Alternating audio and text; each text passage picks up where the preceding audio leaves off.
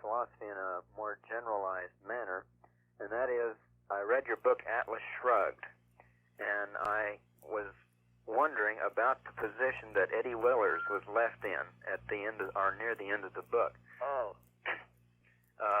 And I was wondering how the Eddie Willers of the world, so to speak, would fit into your philosophy, rather than being left sitting on a railroad track in the desert. I missed part of your question. You wonder what will happen to the Eddie Willers of the world? Yes, as I read the book, this part was left somewhat amiss to me, because I see that, or I feel that there are probably more Eddie Willers in the world than there are Dagny Taggarts and John Galts, etc. Yeah, and that's a very good question.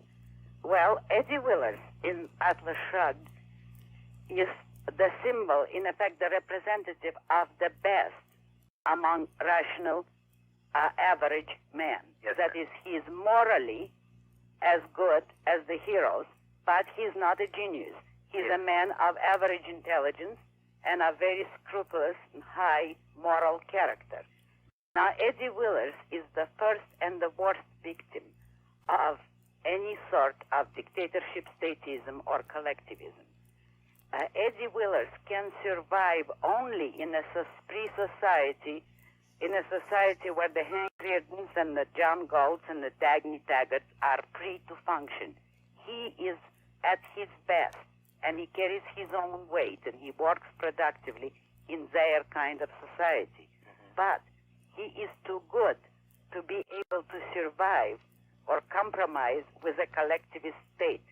In a collectivist state, he necessarily has to perish.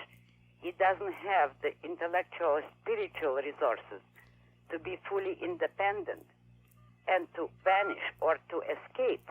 He cannot stand on his own, but he cannot compromise with the evil around him, and therefore he perishes. The reason why I left him in that position is precisely to arouse the question which you asked. In other words, I wanted to tell the reader, here is the position of the best among average men. If the Dagny Taggarts or the Galts happen to come along, they will save him. If not, he will perish. But he cannot survive in a collectivist state. So that he doesn't die necessarily, but his question, his fate, in effect, is left to the reader. If you do not want him to perish, you better think over your ideas, check your premises, and advocate a free society. He needs it more than anyone else.